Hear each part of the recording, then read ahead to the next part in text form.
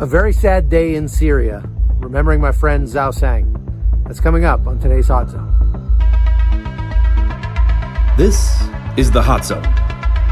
Engaging with the news in a whole new way, international war correspondent Chuck Holton brings insight into areas of crisis and lets you help those affected. 3 November 2019, Tal Tamr. At our casualty collection point, we were hit by an FSA or Turk mortar. We don't know. They're all working together. And this is some of the rounds that hit. Also on that side and here, we have armored vehicle. And this is what killed Zhau. He was hit in the head on this side, and his back. He died pretty instantly in no pain. Was unconscious the whole time. We worked on him for an hour. Joseph, the medics, and I, CPR, adrenaline, oxygen, shocks, prayer, that he would stay with us in Jesus' name, but he didn't. So he's in heaven. And really sad, really sorry. But we'll do all we can for his wife and his baby, whose birthday was today, Lunu and baby. And we will try to keep helping people and honor him. Just want to let you know what happened. Dave Eubank, Freedom Rangers. God bless you. Right here.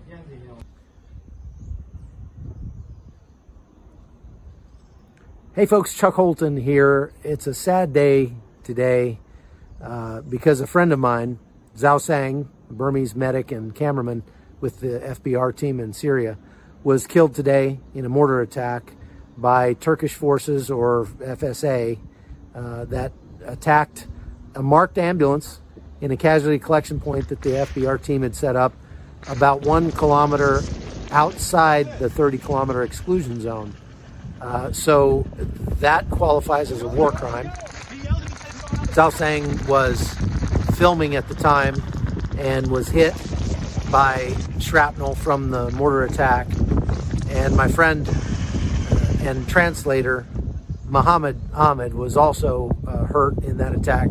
Muhammad is at the hospital in Hasaka. He is stable, and Zhau Seng's family has been notified. His 1-year-old daughter had her birthday today, one year old, and so it's just a very sad day. I want to continue with the series from last week about the trip to Syria, about what's going on there. And so I'm going to play some of the video from actually continuation of day 3 in Syria over there, what happened to us. And this is actually just a couple kilometers from where Zhau Seng was killed. And it's in a village called Soda, just north of Tal Tamr in Syria. So when we first showed up there, we stopped because the place was deserted. Well, here's what happened.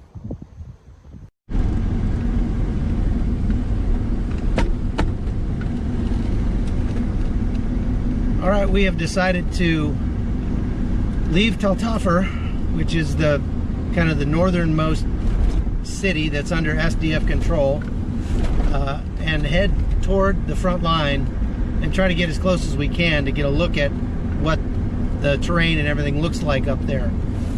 You can see I'm wearing my body armor because the Turkish military has been bombing ambulances that try to make it in there to the affected area, which is Ras Al Ain is the name of the town.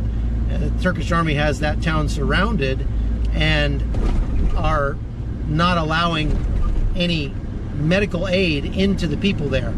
So they've been bombing ambulances that try to make it up there. So we're going to try to be careful and watch ourselves and not get too close, but just see if we can get up there and see what it looks like as close as we can. So we're stopping here at this checkpoint because we just talked to some families on motorcycles that were coming from the area where we were planning to go, and they told us that there is a Free Syrian Army checkpoint only about 2 miles from here. And the Free Syrian Army they're bad guys. That's former ISIS fighters. and things like that that are aligned with Turkey.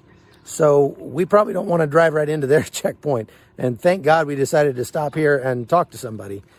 So there's one strike for not asking directions. This is 17 October 2019. We're in the outskirts of Sarikani. Sarikani's been surrounded by the Turks, the Free Syrian Army. There are hundreds of casualties in there, can't get them out. We brought our vehicles and praying and trying to come to help, but we heard the Free Syrian Army is just 4 kilometers up the road. We can't get there. What I'm appealing for is the humanitarian corridor. 5 ambulances have been hit and medics killed trying to get casualties out. You can't move up this road. These are IDPs, but they came through the Free Syrian Army, so they're not getting hit. But the Turk airplanes are hitting everything that tries to move. So we need a humanitarian corridor to get casualties out from Sarikani village back to casualty collection point, which is itself already been hit. It's Dave Eubank, FBR Rangers out here.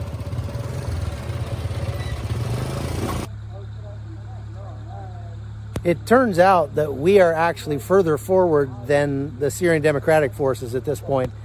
And we've just found out that there's a FSA checkpoint, Free Syrian Army, about 4 kilometers further down the road in front of me. And we're not going to go that direction because that would be really bad. We're not looking to get into a fight. But this is how wars get done these days. If you look down there behind me, there's a group of guys. They're all on their cell phones, and they're chatting on WhatsApp with other units all around this area and working out where the concentrations of enemy forces are and where there are gaps in between that they can fit through.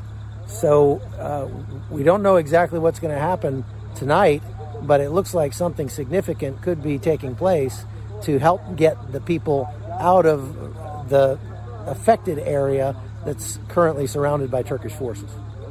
Fleeing Sarikani, right here. Got your bird! Got your bird!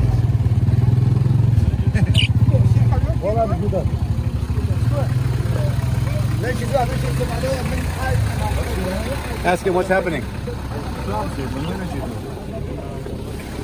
Masjid. We came from Masjid village and he said nothing is going on there. All right, so things are getting pretty complicated here. We've just gotten several phone calls from one of our contacts back in Tal Tamr, and he's telling us to be very careful and watch our backs because he says that they've been having discussions about us among the SDF, our friends supposedly, that if our team gets killed, that might cause the United States to jump into action and actually do something. And so it sounds like our own sort of friends back there might be willing to let us get sacrificed in the greater cause of what they're trying to do. Obviously, we're not going to let that happen if we can help it. So we are being supremely cautious at this point and praying a lot and kind of turning a wary eye on even our friends at this point. Not sure who to trust. So we're being as careful as we can.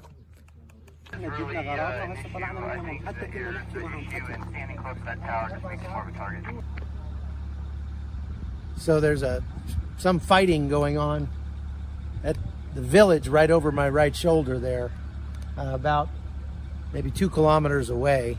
We can see the smoke from here and hear the machine guns and that sort of thing, but we don't know if it's the SDF or the FSA or what unit it is that's there and what the fighting's all about.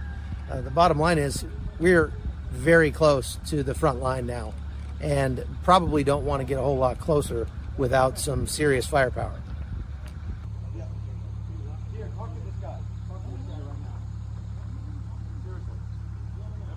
Said, you know, if we're not going to defend these people, at least give us an air corridor. We can do a humanitarian evacuation. Get the wounded out. So that's my appeal. And don't worry, sir. I'm not going into the fight if I can help it right now. It's a total mess. The Kurds are crumbling. The Free Syrian Army that work with the Turks are going behind us. And so I'm trying to keep not too engaged so we can keep helping people. But right now, without an air cap, you can't really help people.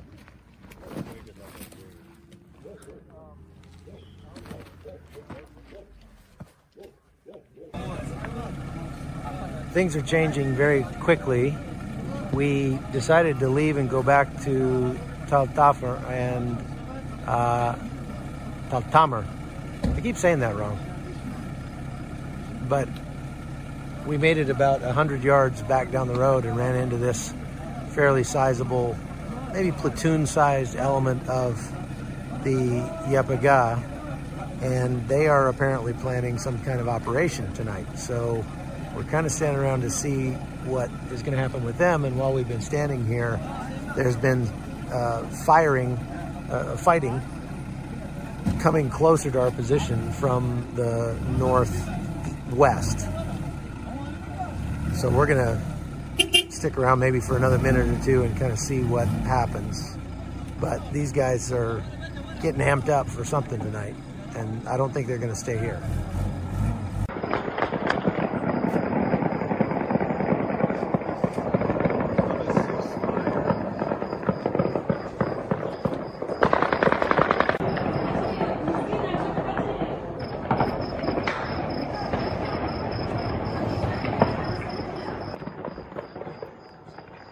We're hearing lots of celebratory gunfire go off here in Tal Tamr because they've just announced the ceasefire with the Turks.